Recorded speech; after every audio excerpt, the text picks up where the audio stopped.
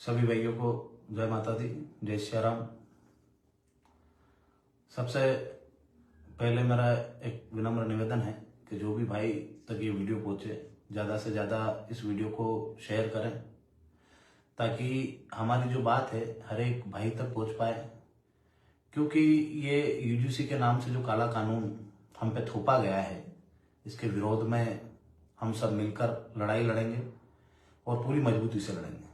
तो इसलिए जो हमारी बात है वो सब तक पहुँचे, हमारी भावनाएं सब तक पहुँचे और हम सब उसको मजबूती से लड़ सके और हमारे पास उन सवालों के जवाब हो जो हमसे पूछे जाते हैं। जब भी देश को आवश्यकता पड़ती है, हम सबसे आगे होते हैं राष्ट्रभक्ति के लिए, राष्ट्रहित के लिए। और राष्ट्रहित की लड़ाई हम सदैव से अपने घर परिवार, अपने समाज, सबसे ऊपर अपने राष्ट्र को मानते हैं और उसके लिए लड़ने को आतुर रहते हैं। राष्ट्र की सुरक्षा प्रथम जवाबदारी है हमारी, पर जिस प्रकार से हमारे साथ भेदभाव और अन्याय हो रहा है उसके लिए भी बोलना हम सबकी जवाबदारी है। हम सबको पहली पंक्ति में आके लड़ना पड़ेगा। हम किसी के समर्थन का या किसी भी दल के समर्थन का हमें अब भरोसा नहीं करना चाहिए, क्योंकि जिस प्रकार से जितनी दोषी भाजपा है उतनी ही दोषी कांग्रेस भी है। क्योंकि जब कोई भी बिल पास होता है तो सारे ही सांसदों की तालियां बजती हैं और उनके सबके समर्थन से ही वो बिल पास होता है। आप और हम सब ने देखा है कि किसी भी सांसद, किसी भी विधायक या किसी भी व्यक्ति का कोई बयान नहीं आया है जो दलों से जुड़े। क्या स्वर्ण होना अपराध है? ये आप और हम सबको, जितने भी हमारे सांसद हैं, विधायक हैं या जो भी उनके कार्यकर्ता हैं, वो जब हमसे वोट मांगने आए या किसी दल को लेकर बैठक करने आए तो उनसे हमें पूछना चाहिए कि क्या स्वर्ण होना पाप है, क्या स्वर्ण होना अपराध है? जिस प्रकार से ये यूजीसी कानून लाए हैं उसमें तो स्पष्ट कर दिया इन्होंने कि स्वर्ण होना ही अपराधी है। आपको स्वर्ण होना, आपको अपराधी माना जाएगा। यदि आप स्वर्ण हैं तो आप अपराधी हैं। यही इस कानून की सत्यता है। हम कतई नहीं चाहते किसी वर्ग के साथ भेदभाव हो, ना हम कभी किसी के साथ भेदभाव करना चाहते हैं, ना ही हमने कभी भेदभाव किया है। और यदि ये किसी को है तो हम साथ में बैठ के, हमारे जितने भी आगेवान हैं स्वर्ण समाज के, उनको बिठा के एक साथ खाना खिला सकते हैं। हमने कभी भी किसी चीज का भेदभाव नहीं किया। और कुछ लोग यदि भेदभाव करते हैं तो आपको पता है कि वो वर्ग दोषी नहीं होता है, वो व्यक्ति दोषी होता है। अपराधी की कोई जाति नहीं होती है, अपराधी व्यक्ति होता है, उसका समाज नहीं होता है। और अपराधी पे कार्रवाई होनी चाहिए, किसी समाज पे कार्रवाई नहीं होनी चाहिए। और जिस प्रकार से ये यूजीसी कानून लाए हैं, ये तो सवर्णों को, स्वर्ण जैसे ही बोलता है व्यक्ति मैं स्वर्ण हूं मतलब वो अपराधी है। मतलब हमें अपराध किए बिना ही, यदि हमने कोई अपराध नहीं किया है उसके बावजूद भी हमको दोषी माना जाएगा, क्योंकि इसमें कोई जांच का प्रावधान नहीं है। यदि किसी अच्छे पढ़ने लिखने वाले भाई या बहन पर, जो कहीं यूपीएससी की तैयारी करना चाहते हैं, कहीं बड़े बड़े पदों की तैयारी करना चाहते हैं, यदि उनका करियर कोई खराब करना चाहे तो उनको निर्दोष होते हुए भी वो फंसा सकता है, उसको जेल में भेज सकता है, उसका करियर खराब कर सकता है। ये है वो यूजीसी कानून। और इसके लिए आप और हम सबको मिलकर लड़ना पड़ेगा। यदि सरकार चाहती समानता है तो फिर हमारे साथ असमानता क्यों? सरकार चाहती है ना समानता है तो सबको बराबर की दृष्टि से देखना चाहिए। किसी एक वर्ग को अपराधी बताकर दूसरों को निर्दोष बताना यह भी असमानता है। यदि हमने कोई अपराध किया ही नहीं है तो उस अपराध की सजा किस बात की? हमारे खिलाफ कोई झूठी कार्रवाई कराने जाता है और उसमें कार्रवाई होगी भी सही, यदि हम निर्दोष साबित होते हुए तो फिर क्या जो सामने वाला दोषी है, जिसने जानबूझकर हमें फंसाने का प्रयास किया, उसको कोई दंड मिलेगा? इसमें ऐसा कुछ नहीं है। इसमें सीधा और सच ये है कि जो स्वर्ण है वो दोषी है, वो अपराधी है। क्या हमारे देश का संविधान हमें भी उन मौलिक अधिकारों का पालन कराने के लिए, लड़ने के लिए बाध्य है कि नहीं है? हमें समानता का अधिकार मिला है 6 मौलिक अधिकारों में से एक। तो क्या हमारी समानता का हनन नहीं हो रहा है? यदि समानता का हनन हो रहा है तो लड़ना सीखो, आगे आओ, पार्टियों को छोड़ो और अपने हक अधिकारों के लिए लड़ो। वरना जो हमारे छोटे भाई बहन कॉलेजों में पढ़ रहे हैं ना, उनको ब्लैकमेलिंग किया जाएगा, उनका शोषण किया जाएगा, और वो शोषित होते हुए भी अपनी न्याय के लिए आवाज नहीं उठा सकते। ये कानून है वो। हम कतई नहीं चाहते कि किसी वर्ग के साथ अन्याय हो, पर हमारे साथ अन्याय हो इसका जवाबदार कौन है? हम कतई नहीं चाहते कि किसी को शोषित या पीड़ित किया जाए, पर क्या हम शोषित पीड़ित हो रहे हैं उसका जवाबदार कौन है? और क्या ये मोदी सरकार हमेशा से स्वर्णों को टारगेट करने का ही काम करेगी? हमें हमारे अस्तित्व को बचाने के लिए लड़ना पड़ेगा। हमारा अस्तित्व खतरे में है, उस अस्तित्व को बचाने के लिए लड़ना पड़ेगा कि हाँ, हम राष्ट्र हित में लड़ते हैं, हम सनातन धर्म के हित में लड़ते हैं, पर क्या हमारे हित में लड़ने वाला कोई है? जब भी वोट की आवश्यकता पड़ती है, खाली राष्ट्र हित बोलते हैं, इतने में ही हमारे स्वर्ण भाई उनको वोट दे देते हैं। क्या बार बार हमारे साथ छलावा नहीं हो रहा है? क्या बार बार हमें टारगेट नहीं किया जा रहा है? यदि किया जा रहा है तो जितने भी भाई जो भी दलों में काम करते हैं, उन दलों को छोड़ो, उनका बहिष्कार करो और इस कानून के विरोध में हमारे साथ आओ। हम सब ने मिलकर नारा दिया है कि यूसीजी वापस जाओ, यूसीजी कानून वापस लो।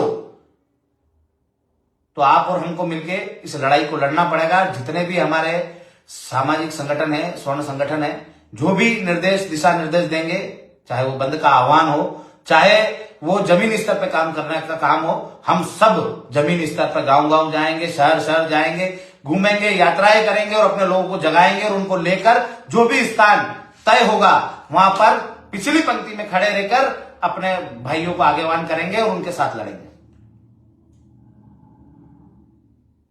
ये लड़ाई नाम की नहीं है, ये लड़ाई नेता बनने की नहीं है, ये लड़ाई है हमारे अस्तित्व को बचाने की। इसलिए हम सबको एक साथ मिलकर एक साथ चलना पड़ेगा।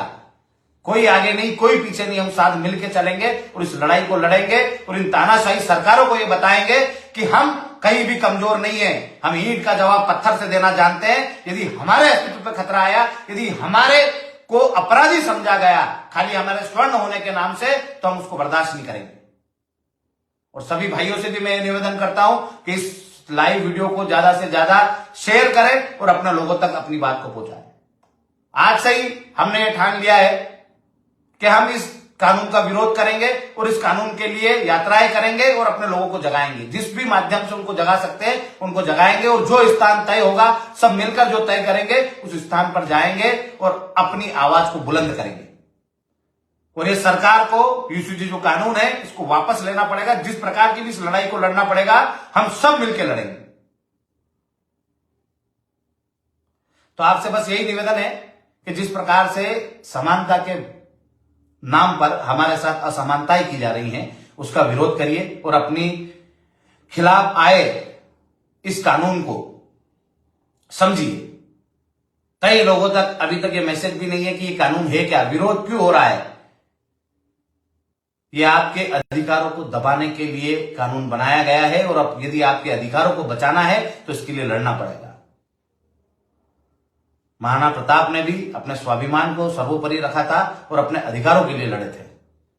कई क्रांतिकारी थे जिनने देश को पहले रखा और अपने अधिकारों के लिए लड़े। आज फिर से समय आ गया है अपने अधिकारों के लिए अपनी आवाज को बुलंद करने का और इन तानाशाही सरकारों को जवाब देने का। मैं फिर से पूछ रहा हूं अपने साथियों से, अपने भाइयों से, क्या स्वर्ण होना अपराध है? यदि कोई व्यक्ति किसी व्यक्ति के साथ दुराचार करता है, उसके साथ भेदभाव करता है, तो उस पर आप मुकदमा करिए,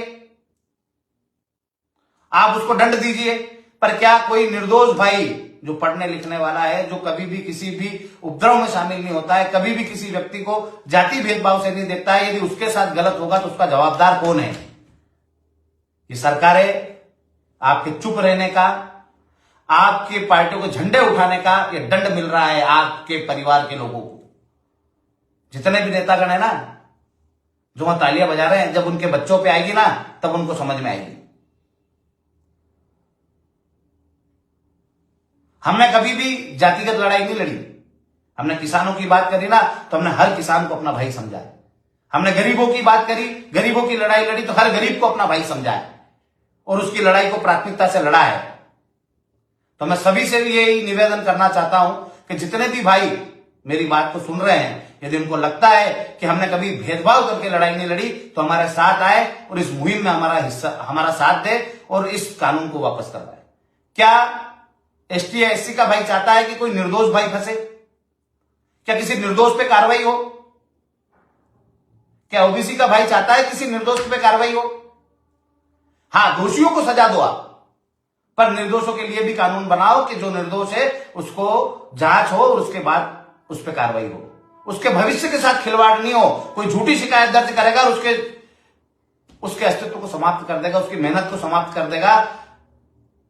भाई साहब, आप सब लोग नेता हैं, आपके बच्चों को वो चीजें फेस नहीं करना पड़ती जो आम गरीब का बच्चा फेस करके कॉलेज तक जाता है। कितनी मुसीबतों के साथ उसके माँ बाप कितनी मेहनत मजदूरी करके उस बच्चे को पढ़ाते हैं, और आपके इस एक कानून की गलती की वजह से यदि उसका करियर खत्म हो गया, उसका करियर समाप्त हो गया, तो उस परिवार का जवाबदार कौन है?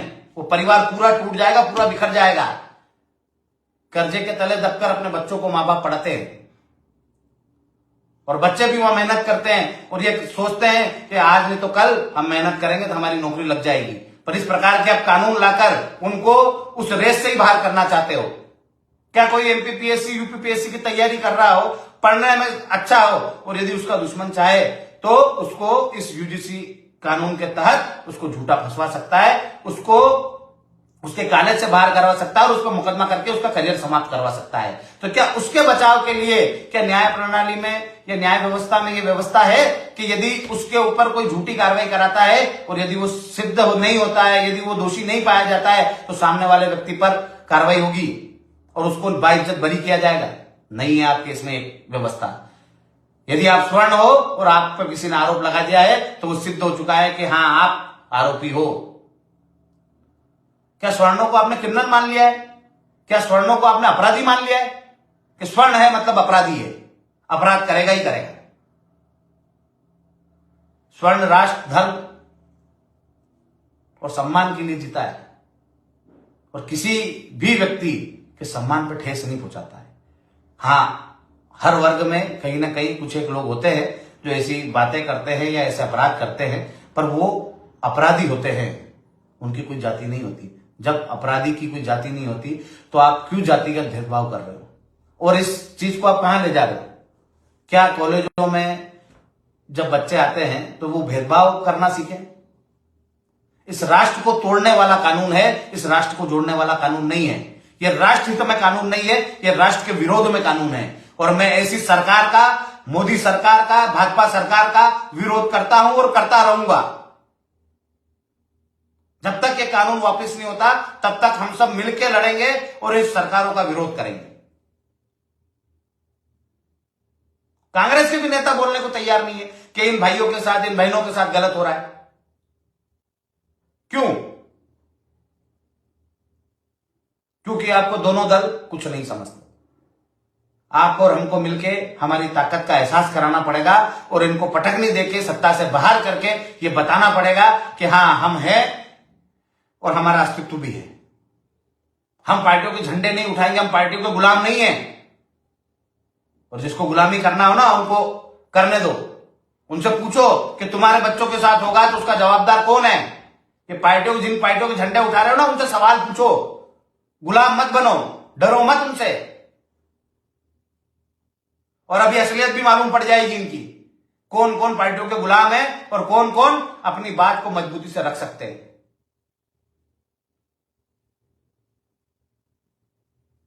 अरे चुनाव हारने का डर है तुमको कि चुनाव हार जाओगे? नहीं भाई, चुनाव नहीं हारोगे। सत्य को सत्य कहना ही सनातन संस्कृति का हिस्सा है।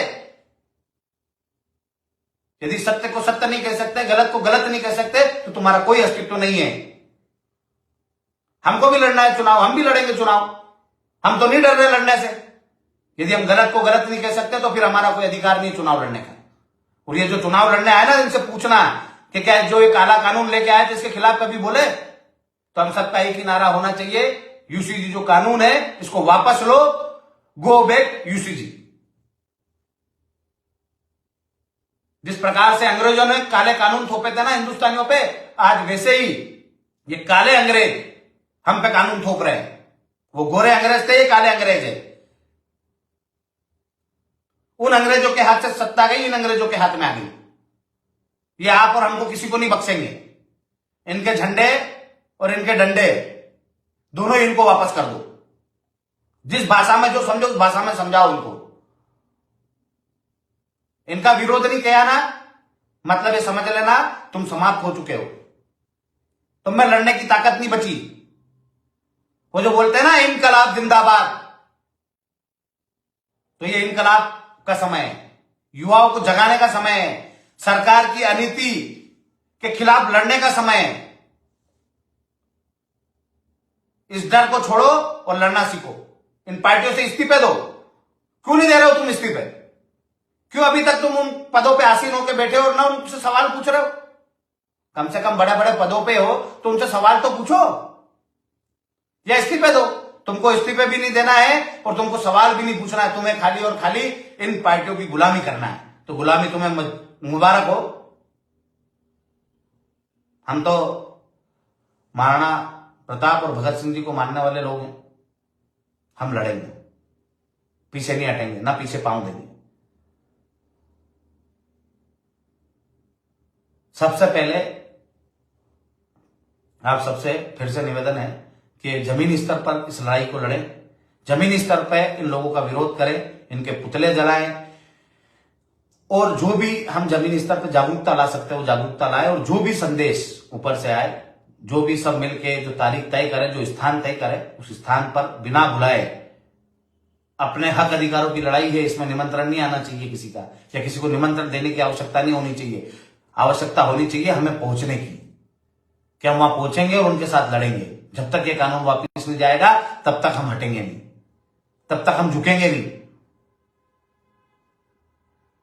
तो समानता के नाम पे हमारे साथ असमानताएं की जा रही है, हमारे मौलिक अधिकारों को कुचला जा रहा है, हम पे काले कानून थोपे जा रहे हैं। और तब भी मेरे देश का युवा यदि लड़ने को आगे नहीं आएगा, फिर भी हमारे देश का युवा यदि धर्म और अधर्म को नहीं समझेगा, सत्य और असत्य को नहीं समझेगा और खाली इनका साथ देगा, तो मुझे नहीं लगता कि हम आजाद हैं। फिर हमें गुलामी स्वीकार कर लेना चाहिए कि हाँ हम गुलाम हैं। जितने भी एसटी एससी और ओबीसी के भाई हैं उनसे भी मेरा हाथ जोड़ के निवेदन है कि इस कानून को पूरा पढ़े। पढ़ने के बाद आपके भी यार दोस्त सामान्य वर्ग के होंगे, उनने कभी आपके साथ भेदभाव करा है क्या? उनने आपके साथ कभी कोई भेदभाव की भावना रखी है? उस बात को समझे। और यदि आपको लगता है कि नहीं किसी ने भेदभाव नहीं किया है तो उनके साथ आए और उनके साथ कंधे से कंधा मिला के इन सरकारों को जवाब दे कि हमने इस कानून की आपसे अपेक्षा नहीं की थी कि हमारे स्वर्ण भाइयों के साथ भेदभाव हो। हम सबको जोड़ने की बात कर रहे हैं और ये सरकारें खाली और खाली वोट बैंक की राजनीति के लिए सबको तोड़ने का काम कर रही है, इस राष्ट्र को तोड़ने का काम कर रही है। इस राष्ट्र में यदि जातिवादी जहर ये सरकारें घोलती रहेगी तो मुझे नहीं लगता कि इस राष्ट्र का कभी उद्धार होगा। हमारा राष्ट्र है, हम सबको मिलकर इस राष्ट्र को बचाना है और इस राष्ट्र को बचाना है तो इस कानून को वापस करना पड़ेगा।